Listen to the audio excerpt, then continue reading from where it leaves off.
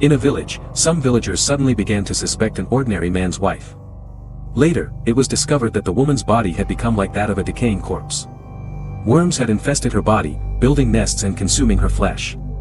Her condition was horrifying, as if she were already dead. But what sin had she committed to deserve such a torturous death? It was only after her daily prayers that her pain seemed to subside. But even in death, her suffering did not end. Even after burial, within a few days, half her body surfaced from the grave. After that, terrifying incidents began to occur throughout the village. The strangest part was that during the burial, Ratna's eyes remained open. Bahari, who was helping with the burial, was present. Suddenly, it started raining. Someone asked Bahari to climb up, so he did. But he slipped and fell right on Ratna's corpse. Seeing her up close, something awakened in him. He felt it wasn't right to abandon someone in such a state in a grave. So, he decided that regardless of the rain, he would stay there with Ratna and pray for her. And that's exactly what he did. They returned from the grave later. It was learned from conversations with Bahari's old village friends that he used to be the village's religious leader, the head cleric. But for some reason, he was arrested by the police and, after being released from prison, he never wanted to return to that village. He had come to the city far from there and now worked in a garage to survive. Hassan approached him and said that his main reason for coming there was Ratna. He wanted to tell Bahari something about her. Hearing Ratna's name, Bahari was startled. While Hassan was telling Bahari about Ratna, we see Ratna's body slowly rotting. Her body had become like that of a decomposing corpse. Worms and insects were crawling out of her, as if they had made her body their home and were living off her blood and flesh. The only person taking care of Ratna was her mother. Realizing the severity of her condition, she asked Hassan to take Bahari back to the village to find a way to heal Ratna. Because now, there were no doctors who could help, only Allah himself could heal her. After hearing everything, Bahari says that he no longer has any connection with Ratna or that village, so he cannot go back. Before leaving, Hassan once again asks Bahari to consider returning to the village. Besides, Bahari had also fixed some issues with Hassan's car, so Hassan wants to pay him for the help. However, Bahari refuses to take the money, which surprises Hassan. As Hassan leaves, he looks at his car and then sarcastically says, "If there was no problem with the car, then what's the issue? You could have at least said there was and taken the money." To that, Bahari replies that he can't do something dishonest like that. After this exchange, Hassan's behavior seems mocking, which upsets Bahari, so he tries to go back to sleep. But just then, he hears someone calling for help. He follows the sound and sees a car nearby, and inside it, he finds Ratna chained up, crying and desperately pleading for help. Seeing Ratna in such a condition, Bahari becomes deeply worried. Suddenly, the chain begins to drag Ratna away. Just then, a man named Fada arrives and asks Bahari why he's here. In response, Bahari turns the question around, asking why Fada hasn't taken Ratna to the city for treatment yet. Both Fada and Ratna are now looked down upon in the village, and people whisper behind their backs. Seeing Ratna in such a condition, Bahari becomes deeply worried. Suddenly, the chain begins to drag Ratna away. Just then, a man named Fada arrives and asks Bahari why he's here. In response, Bahari turns the question around, asking why Fada hasn't taken Ratna to the city for treatment yet. Both Fada and Ratna are now looked down upon in the village, and people whisper behind their backs.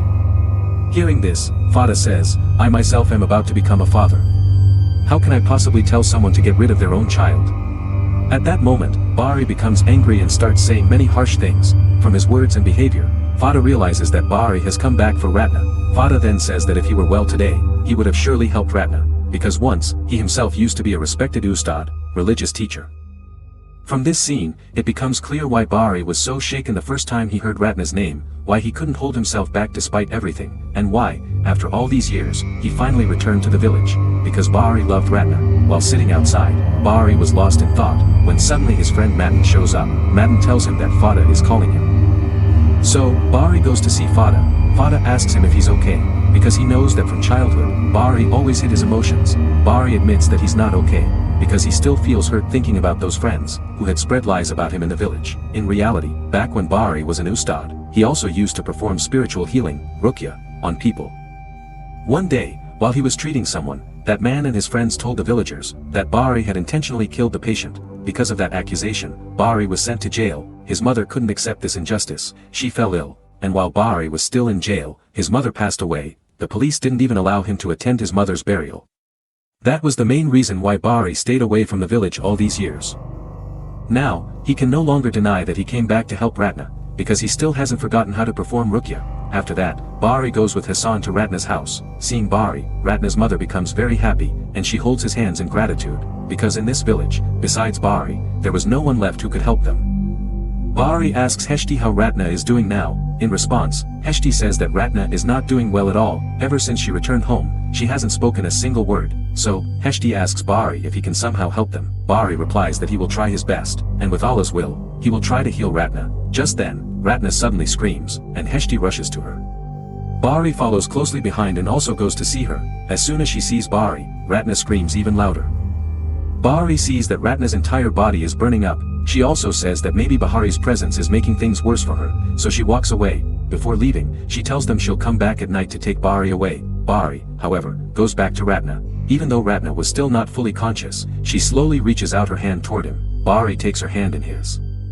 He then tells Heshti to bring a pot of warm water, and asks Ratna to try reciting surahs with him. He starts reciting from the Quran. As time passes, evening falls. Heshti lights a hurricane lantern outside. Meanwhile, Bahri continues to recite surahs without pause. Suddenly, Bahri feels that an evil presence has entered the room, so he starts loudly reciting Ayatul Kursi. We see in a nearby mirror that the evil spirit possessing Ratna is beginning to twitch and struggle. Suddenly, all the lights in the room go out, but once Bahri finishes reciting Ayatul Kursi, the situation becomes a bit calmer. However, Ratna has become unconscious. So Bahri calls for Heshti, but there is no response. He goes into another room to look for her. At that very moment, the evil spirit inside Ratna awakens again. Bahri finds Heshti, and Heshti gives him a candle. When they go into Ratna's room, they can't find her there, so they both begin to search for her around the house. Suddenly, Ratna appears behind Bahri and blows out the candle in his hand. So Bahri goes back to Heshti and relights the candle. Just then, they see Ratna outside the window, and they quickly go out to find her. They see Ratna sitting on the roof of the tin house, fully possessed by the demon. Heshti, seeing her in this state, is deeply pained and pleads with her to come down. But instead, Ratna flies over to Heshti and begins to strangle her. Bahri somehow pulls her away, but Ratna throws him aside. Bahri tells her that he knows Ratna is still inside that body, so he tries to wake her up by calling her name. Then, the demon inside Ratna speaks, saying that Ratna died a long time ago, and that after what the villagers did to her, how could she possibly survive? But Bahri refuses to believe the demon's words. He softly utters just one word, mother. At that, Ratna opens her eyes, and Bahri understands. Ratna has died. The next morning, Ratna is taken for burial. When the villagers hear that Ratna has died, many of them are secretly pleased. They try to stop Bahri. Asef and his friends, one of whom is named Farhan, tells Bahri that they will not allow Ratna to be buried there, claiming it will bring shame to the village. But Bahri firmly says no, and declares that Ratna will be buried next to her father's grave, which is her rightful place, and they have no right to stop it. Then we see the same funeral scene that we saw at the beginning of the movie. After the burial is complete, that demon once again awakens inside Ratna's corpse, and at night, we see her hand rising from the grave. Meanwhile, we see Heshti at home, reciting verses from the Quran. Suddenly, a photo of Ratna falls from the wall, which startles Heshti. Although scared, she picks it up and holds it close to her chest. Elsewhere, we see Asef with his wife Yasmin, who is pregnant. She suddenly craves mangoes and asks Asef to get some from a nearby tree. While Asef is gone, Yasmin goes to fetch water from the well, but instead of water, a snake emerges from it. Frightened, she falls to the ground, and begins to bleed from her womb. The snake starts to move toward her, and she somehow manages to get back inside the house. She feels like someone is standing behind her. It is actually Ratna's corpse. But when Yasmin turns around, there's nothing there. Suddenly, Ratna's body appears right in front of her, and out of fear, Yasmin faints. Meanwhile, we see Ratna's real corpse halfway risen from the grave. The next day, Asef sat silently at his doorstep. The previous night, his child had been stillborn, and seeing the baby like that had shattered him. His friend Dadon came to see him, and Asef told him everything. Dadon, in anger, blamed Bahri, saying that if Bahri hadn't buried Ratna in the village graveyard, none of this would have happened. So Asef decided, no matter what, he would get revenge on Bahri. Meanwhile, Bahri was still disturbed, wondering what the villagers had really done to Ratna, so he went to Hassan to find out more. After that, Ratna suddenly went missing. According to Hassan, the last person to see her was Farhan, so Bahri went to Farhan, who told him that Ratna had started working at a nightclub to earn money. She did indecent things there to make money, and Farhan claimed he had seen it with his own eyes. That's why the villagers hated her. Later, Ratna became ill and returned home to her mother. The rest of the story, Bahri already knew. Still, Bahri couldn't believe it all. That night, while Farhan was sitting at home, he suddenly heard someone calling his name from outside. He followed the voice into the forest, where Ratna's corpse was nearby, although he didn't recognize it at first.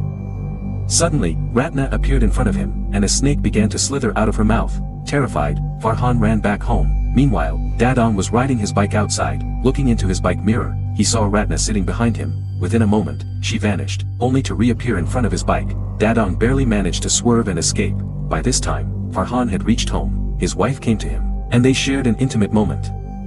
But suddenly, Farhan saw that it wasn't his wife, it was Ratna's corpse. His real wife was actually in the dining room. When she returned to the bedroom, she screamed, because Farhan had hanged himself from the ceiling fan. News of Farhan's death quickly spread throughout the village. Bari became increasingly disturbed and confused by these events. Then, Fada, possibly an elder or religious figure, explained to him that, when someone dies, their soul leaves this world completely. There's no connection left between the soul and the living. What's happening isn't Ratna's spirit, but a demon that possessed her. Now, Bari must prepare to fight the demon. Meanwhile, we see Heshti visiting Ratna's grave, hoping to pray for her. When she gets there, she sees that Ratna's body has partially emerged from the grave. Not only that, someone has placed flowers by the grave. Heshti throws the flowers away and covers the grave with cloth. She prays to Allah for the forgiveness of her daughter's soul. Meanwhile, a boy from the village named Ojkar felt like something was following him. When he looked back, he saw something terrifying and screamed. Hearing his screams, Bari rushed to the scene and saw that the boy had been possessed by a demon. Without wasting any time, Bari recited verses from the Quran in an attempt to free the boy. In that moment, he saw that 2 more villagers had also become possessed. Those possessed villagers started advancing toward Bari, and the demon mocked him, saying that his recitations would not work because his faith in Allah had weakened. Still, Bari encouraged everyone to recite together, and after they finished, the demons left, and the villagers were cured. At that moment, someone approached Bari and informed him that Fada's condition had worsened. Hearing this, Bari rushed to see him. Fada was so unwell that he was nearing death. He handed Bari his prayer beads, tasbih. Since the villagers had turned against Bari, he decided to leave the village. Meanwhile, a woman named Lisa, a friend of Ratna's, came to visit her grave. Seeing the terrible condition of the grave and body, she ran away in fear. As she fled the village, Rana stopped her and asked about Ratna. Lisa told him that she and Ratna used to work in a bar together. Ratna was a kind-hearted girl who always helped others during hard times. One day, Lisa was with Ratna at the bar. She went to the washroom, and when she returned, she saw Boran with Ratna, trying to force her for money. She also learned that Ratna had been cursed with black magic. This black magic had been performed by one of Boran's friends from the village, but everything was done with Ratna's own consent. Ratna had made a deal with a demon through this black magic so she could pay off her father's debts. Through this deal, she managed to pay back a lot of it, but the black magic came at a cost. It started with sacrificing a chicken, then a goat, and finally someone she truly loved. And in Ratna's life, the only person she truly loved was her mother, Heshti. Ratna didn't want to lose her mother, so she broke the deal by refusing to make the final sacrifice. As a result, the demon turned against her and attacked her. This happened because Ratna first made the deal through Boran's friend. Now, the cause of all the strange events in the village was that same person, the one who had practiced the black magic. Unless he was completely stopped, the village could not be saved.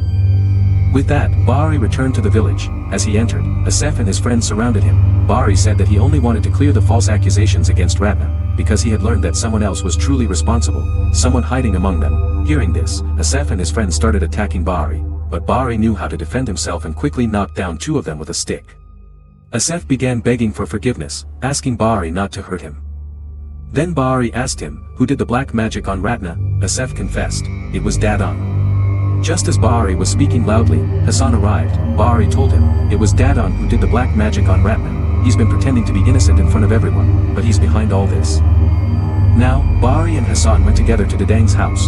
They checked around to see if anyone was inside. It was completely silent, and the door was open. Hassan tried to go in, but Bari stopped him, warning that it wasn't safe. Bari decided to enter alone to solve the problem. He told Hassan to go home and help from afar through prayer. Once Hassan left, Bari entered the house in the name of Allah. Inside, there was no one. He searched room by room until he entered one filled with black magic tools and ingredients. There were dead animals, bones, and all sorts of horrifying materials. Bari was shocked and stared at them in disbelief. Suddenly, Dadong appeared behind him, but Bari didn't notice. Taking advantage of the moment, Dadong kicked Bari in the head, knocking him unconscious.